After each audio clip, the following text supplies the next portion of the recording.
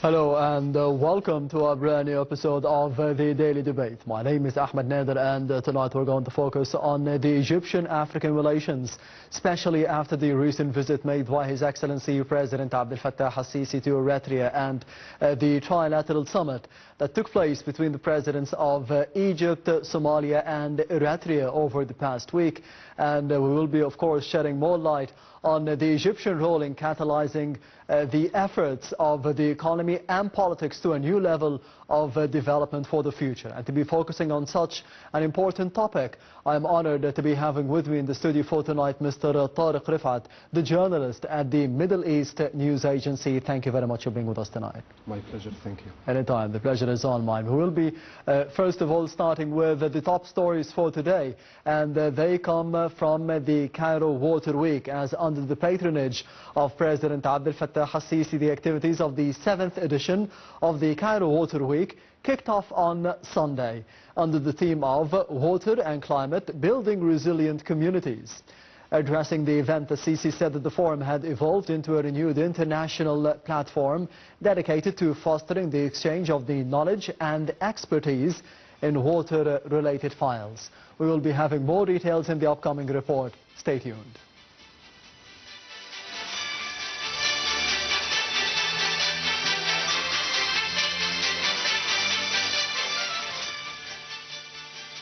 President Abdel Fattah al-Sisi asserted that Egypt considers water as a matter of paramount priority, specifically Nile River waters that are key to the life and survival of the Egyptian people, accounting for over 98% of the country's water supplies.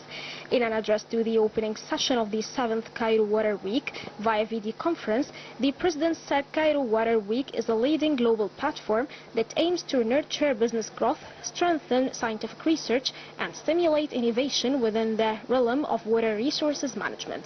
The President said Egypt's current chairmanship of the African Ministers' Council on Water is a further testament to its commitment to the continent's water issues. El-Sisi said Egypt seeks to promote regional collaboration on water issues and strengthen member states' efforts towards fulfilling the water-related targets of the UN Sustainable Development Goals. The head of state said Egypt is also fostering closer cooperation in water with Nile basin countries in particular. Also, Prime Minister Mustafa Madbouli addressed the opening of the Cairo Water Week, stressing that providing clean water and sanitation services is a main right for the people. Madbouli said that managing water requires adopting a strategy based on increasing the investment, building the potentials and encouraging innovation. He added that water and climate change are closely linked as the climate changes affect the water in a complex way. Prime Minister explained that the highest temperature disrupt rainfall patterns and the water cycle that lead to many economic and social repercussions on all societies. This year's Cairo Water Week coincides with the Africa Water Week and the Africa Hydrological Conference, which serves as a valuable opportunity to engage in in-depth deliberations on critical water issues in the continent.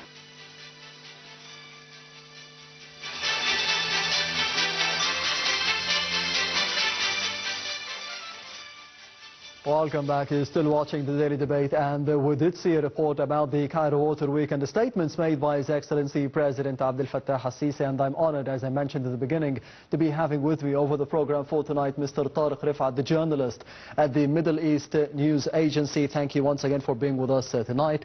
One of the main statements made by President Abdel Fattah al-Sisi is about the Nile River, and safeguarding the water of the Nile River is an existential issue for Egypt. How do you see the strength of the statement? First of all, I appreciated and admired deeply the statement of President Sisi during the 75th Cairo Water Week. Egypt is known to be the gift of the Nile. So Egypt knows what's the Nile and knows what's the importance of the Water Week. So first of all, we have around 95% of our water supplies come from the River Nile, from the White and the Blue Nile. Yes. And speaking about, we are already having scarcity in water. Yes. Because water means not only drinking, but agriculture and food supplies and exports and everything. So I see President Sisi saying that it's an accidental matter is 100% true, and all of the Egyptians support President Sisi in the water file, and hopefully we will make cooperation in the continent, and all the African continent will work together to solve all of its issues, whether it's the Nile River or water issues. And also we heard today Prime Minister Mustafa Madbouli, he linked the water scarcity and the climate change. And if you look at the temperatures in Egypt over the years, not to mention other countries, you will find there is around 1.5 degrees Celsius difference higher. So we can really see the connection between water scarcity and climate change, and we have to fix this issue all together in the African continent and around the world. Yes, on the other hand, if we can focus on another statement made by His Excellency President Abdel Fattah al-Sisi regarding the water management and the water security of Egypt and Africa in general. President al-Sisi said that we need the international community to be supporting the African states and the African countries to be managing the water resources in Africa, to be achieving water security. Do you think that this is doable in the near future by the international community to be supporting Africa? Of course, we always see that Egypt's actions, we always see that President Sisi is always looking for the support of the United Nations and international institutions to solve any issue, whether it's in the African continent or elsewhere. We have to engage all together to solve this issue, because it will affect the whole world. Water scarcity will affect the whole world. It will result in a climate change. We will see in some areas the snow will melt, and we will have very big problem. Now, when we speak about water management, it's not only about having big sources of water or huge sources. Yes. We see many African countries, they have very big sources, but they experienced back in the 80s, they experienced very big issues, even though they have huge sources of water. It's how you manage it. It's how you manage it. And how to use the new technology in agriculture, and how to follow up on it. That's why President Sisi is always calling on the Nile Basin partners to cooperate together to solve any water issues.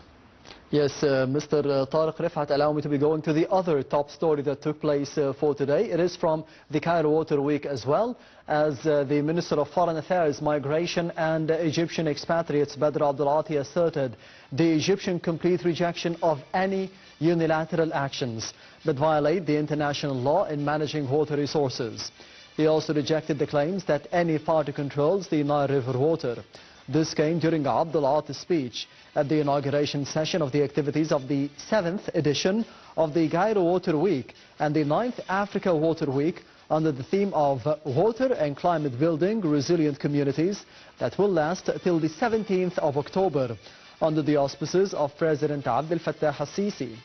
Foreign Minister Abdulati said that Egypt had exerted the utmost efforts during the past years to improve the global water agenda by holding various conferences and launching a number of vital initiatives in this regard.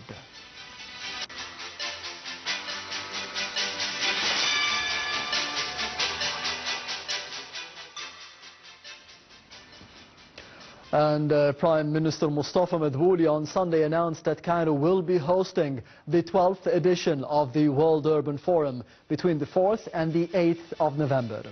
Addressing an international press conference, Madbouli said that the World Urban Forum will be held under the President Abdel Fattah al-Sisi's patronage.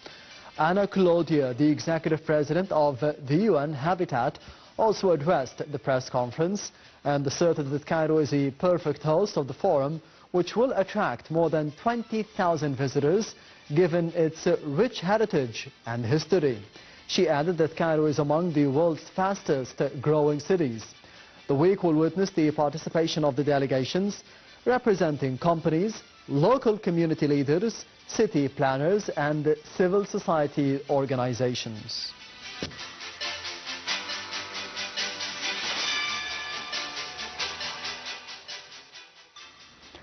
And we will be heading to the first report related to the topic of the daily debate for tonight, focusing on the visit of His Excellency President Abdel Fattah al-Sisi to Eritrea and the means of trying to support and giving support to Somalia and boosting cooperation between the three African countries, Egypt, Eritrea and Somalia, all in the upcoming report. Stay tuned.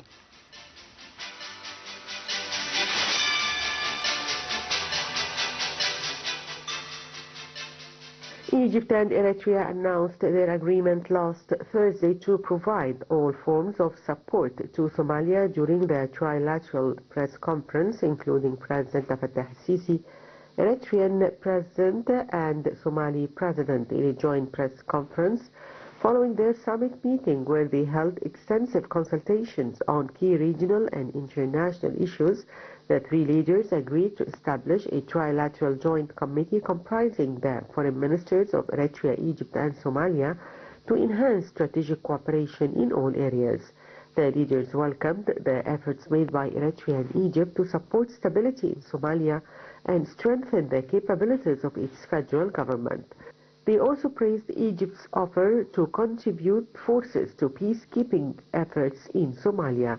The leaders also reaffirmed the need to adhere to the fundamental principles of international law, which are indispensable for regional stability and cooperation. They underscored the absolute respect for sovereignty, independence and territorial integrity of countries in the region and the rejection of any interference in their internal affairs under any pretext.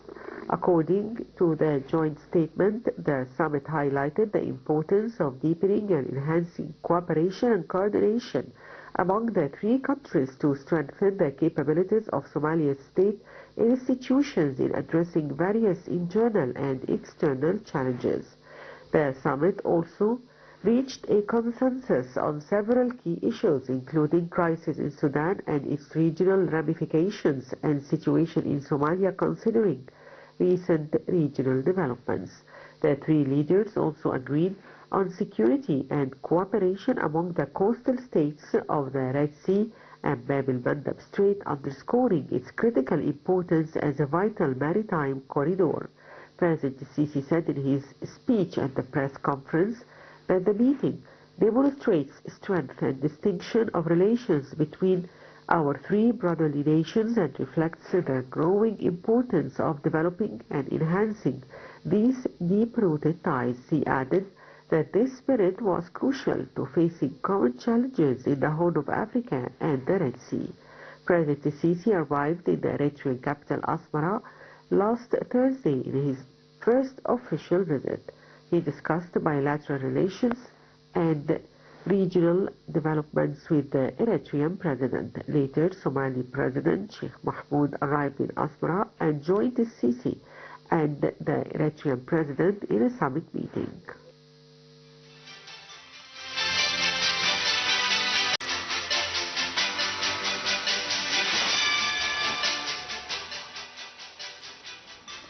Welcome back. You're still watching the Daily Debate, and I'm honored to be having with me over the program for tonight Mr. Tareq Refaat, the journalist at the Middle East News Agency. Thank you very much once again for being with us tonight. As we have seen over the past report, the visit made by His Excellency President Abdel Fattah al-Sisi to Eritrea, and then the following summit meetings that took place between President al-Sisi and his counterparts from Eritrea and Somalia. How do you see the importance of this visit? Leaders of Egypt, Somalia and Eritrea, as you said, met in Asmara last Thursday to discuss some regional issues.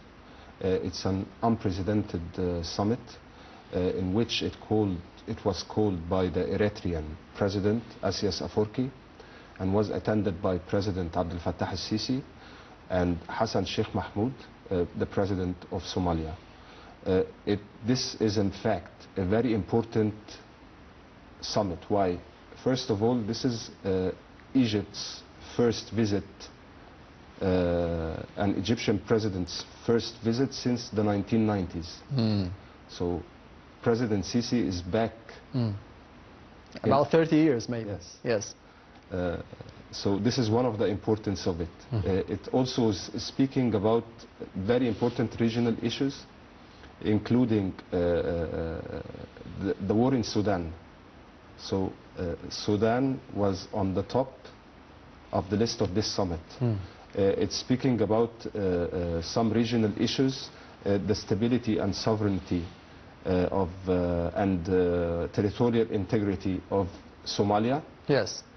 And of course, as both of the three countries have a coastline on the Red Sea, this was also on top of the agenda. You mentioned a very important point, the territorial integrity of Somalia. Of course, we know about the tension between Somalia and Ethiopia, more specifically, and the issue of the Somaliland and what happened over the past few months. How do you see the support given by Egypt, by the African community, by the international community to Somalia in this issue? First of all, Somalia and Ethiopia have traditionally not shared deep ties.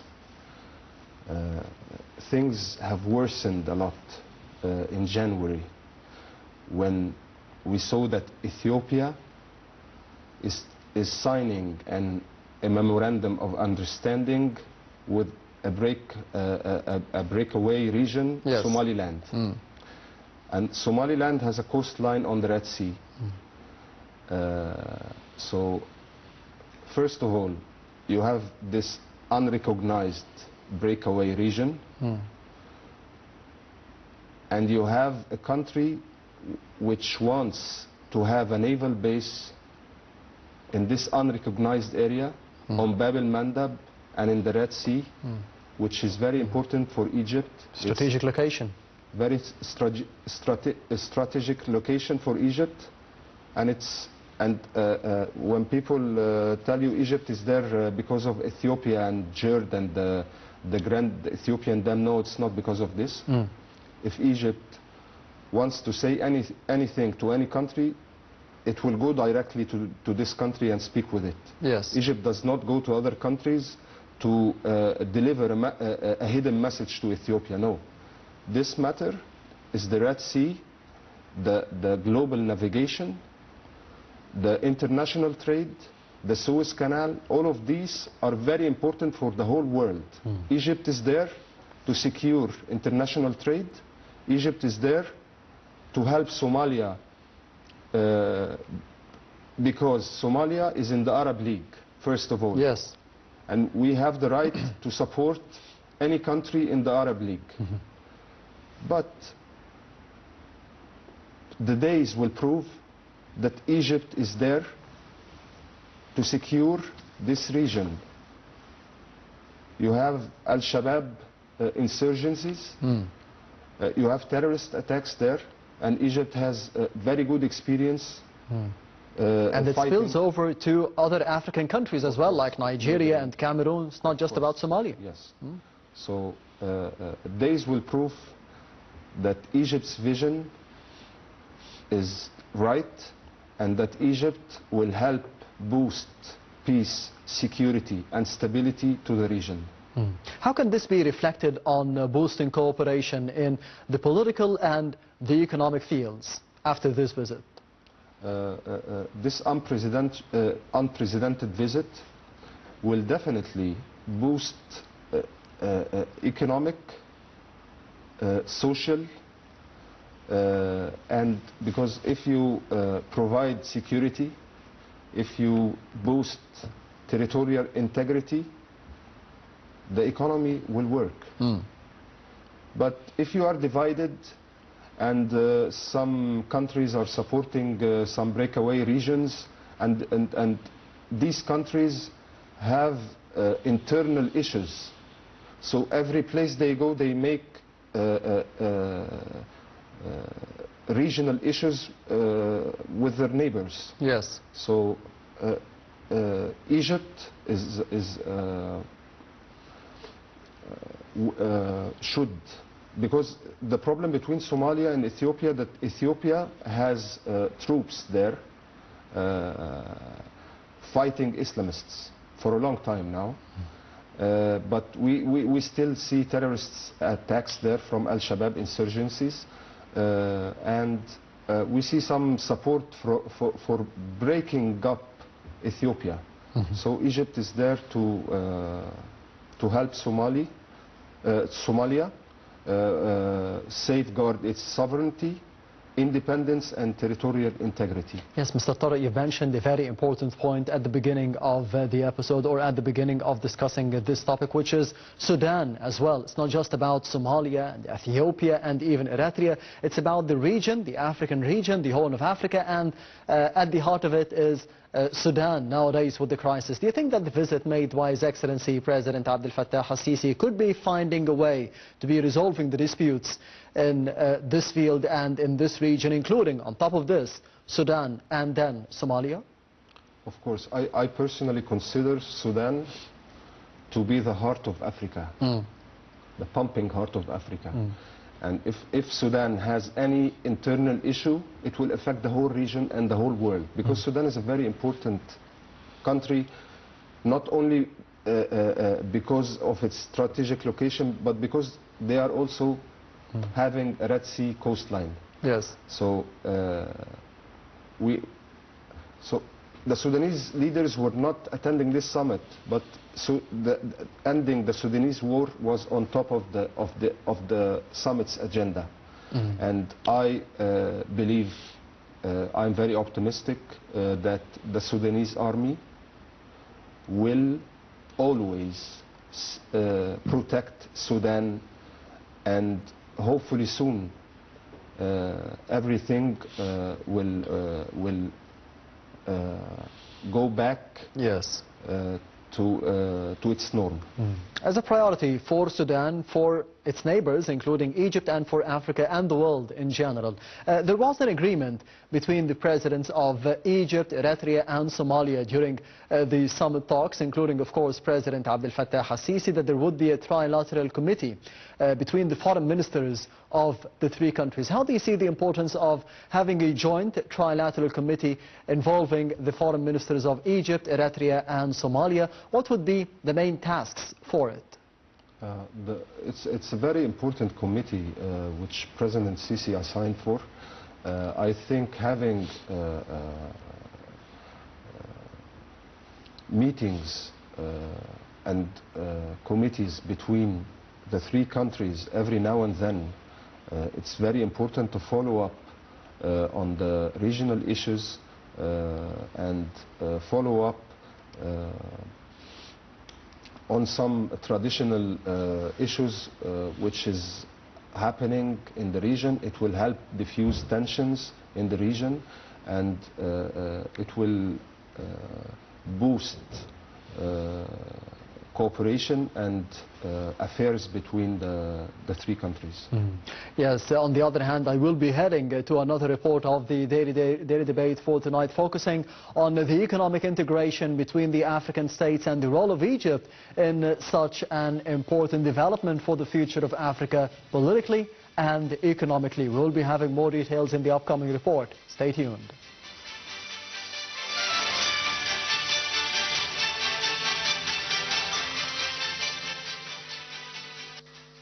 Egypt has been actively seeking to strengthen its economic ties with Africa in recent years. The value of trade between Egypt and African markets reached approximately $2.117 billion during the first quarter of this year. The value of Egyptian commodity exports to the continent amounted to $1.611 billion, while the value of Egyptian imports from Africa amounted to $506 million. This comes at the latest report received by the General Authority for Export and Import Control on the trade exchange between Egypt and Africa during the first quarter of this year. The Ministry of Trade and Industry is currently working on achieving economic integration between African countries and overcoming obstacles that may hinder trade movements between countries. The ministry also aims to benefit from trade agreements signed between Egypt, African countries and blocs such as COMESA and the African Continental Free Trade Agreement. In addition, the ministry seeks to expand the participation in specialized exhibitions and increase Egyptian commercial representation in many African countries. The 5 largest potential markets for Egyptian exports include Libya at a value of $317 million, Sudan at a value of $226 million, Algeria at a value of $217 million, Morocco at a value of $191 million, and Tunisia at a value of $86 million. Egypt has been actively seeking to strengthen its economic ties with Africa in recent years and has made significant progress in this regard. In 2020, Egypt became the first country to sign the African Continental Free Trade Agreement, which aims to create a single market for goods and services across the continent. Additionally, Egypt has been increasing its investments in various African countries, including in infrastructure and energy projects. As African nations continue to explore new global partnerships, Egypt is emerging as a critical player in strengthening the growing trade and economic ties between Africa and the Caribbean. Historically positioned as a bridge between Africa and other regions, Egypt's influence, strategic geographical location, and robust economy make it a vital stakeholder in advancing these partnerships. The recent rise in South-to-South cooperation has created unprecedented opportunities for Egypt to lead initiatives that not only boost intra-African trade but also expand African market access to Caribbean.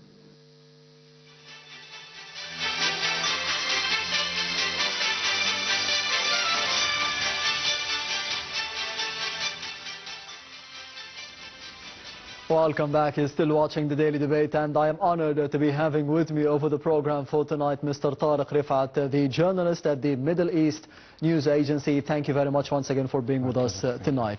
We were speaking about trade and the economy and, of course, the development of those ties between Egypt and Africa and between Africa and the world. How do you see the role of Egypt, and more specifically having an enormous asset like the Suez Canal, for example? We have the Mediterranean, we have the Red Sea. You've mentioned several times the importance of the Red Sea for the African trade. How do you see the role of Egypt nowadays with all its assets economically? Of course, as you said, as you mentioned, you are living on the Mediterranean, the Red Sea, you have the Suez Canal, you have the Nile River. Yes. So which country could be more important and has this beautiful strategic location? When we speak about Egypt boosting trade, Egypt could be the hub, the connection between Europe and Africa. And when we speak, we could talk about we will have a route connecting Cape Town, Cairo-Cape Town Yes. Road. So this will be very essential and it will boost trade between the African countries and to Europe and the whole world. And that's why President Sisi is always urging African countries to boost cooperation, because it's time to put all our resources. Okay, you have the River Nile, I have the Red Sea, the Mediterranean. We can exchange benefits and interests. You have a strong army, I have oil resources, I have a trade route, very important international trade canal. So let's all cooperate together in Africa. It's time to stop all the conflicts in Africa, because we cannot speak about trade with these conflicts everywhere. We have to stop the conflict. We need security and stability, and then we find the economy. Of course. So we need to help each other to stop the counter-terrorism. We need to boost security. We need to boost stability. We need to close the door on the tensions which is happening in the Horn of Africa. Because if we cooperate together and have good relations together, the African continent is the richest continent. We will be somewhere else. We are a very rich continent, but we have to first stop internal conflicts. How can we stop and resolve these internal conflicts, especially that no one is getting safer, no one is getting richer by those conflicts? Of course, nobody is getting richer. Even the countries which has oil and so many resources like gold, diamond, nobody is getting richer. So it's all, people will speak about boosting trade exchange and maybe educational exchange and maybe opening some hospitals somewhere, but I'm telling you, no, it's here. It's in the mind. If you just, I can see that President Sisi is telling everybody to cooperate with Egypt. Let's cooperate. Instead of giving each other our backs, let's cooperate together. The world will be a better place. Africa will be the richest place. You will see people from the West coming to live in Africa. And we have seen yesterday as well the statements, but in a minute, because we only Abdel Fattah al-Sisi inaugurating several projects. One of them is the Bashtil train station, the Upper Egyptian train station in Bashtil, which is 4 times bigger than the one they currently have in Ramses station. How do you see the importance of the infrastructure that we have seen being built, and the cities and the roads and the bridges and the new capital? And of course, the last of them was the train station yesterday, not just important for Egypt, not just for Africa, but for the world. It could be a transit hub. It could be a transportation center for the world. Yes, I will not speak about the news. I will tell you that just yesterday, one of my colleagues, he lives there. And he was amazed. He saw it with his own eyes. I saw it on TV. Yes. He saw it on his own eyes. And he's a journalist. And he told me that there is AI technology in the train station. Everything is built on the highest technology. He was amazed, and we are very proud of these new projects, these mega projects which President Sisi has always been surprising us with. These projects will boost internal trade routes from cities, and then it will, I also heard about that they want to extend Egypt's north coast to Libya. It will all be touristic. From Alexandria to Libya, yes, through Marsa Matruh and Al Alamein. This is what we need. We need everything to be safe. We need everybody to be safe. We need everybody to be to make good business with their neighbors. So let's boost investments. Let's make investments, and let's hope for the best. And let's stop conflicts. Let's shake hands. But you mentioned that your colleague, he saw what happened yesterday at the train station, the Upper Egypt train station, railway station, Bashtil station. It's not just about the train station. No. It's about the whole neighborhood. Yes. It's about maybe the governorate as well. How do you see the importance of renovating things as we go? We have, of course, a main project, which is the train station or the railway station, but it develops everything around it, including the human cadres, the people themselves. I will tell you something. I used to live abroad in one of the biggest, not the biggest industrialists, but in Hungary, in Budapest. This country is still making the best trains in the world. And what I was told 20 years ago, oh, we went to Egypt, it has trains from World War II. Our trains, ancient, but now ancient trains. Yes. But now We have, I cannot believe what my eyes sees. It's, we have made a very big progress when it comes to transportation. It's amazing. You have sleeping trains. It's amazing.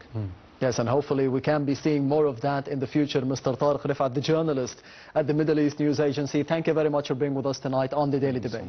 Anytime. And this brings us to the end of the Daily Debate for tonight. Thank you for watching, and goodbye.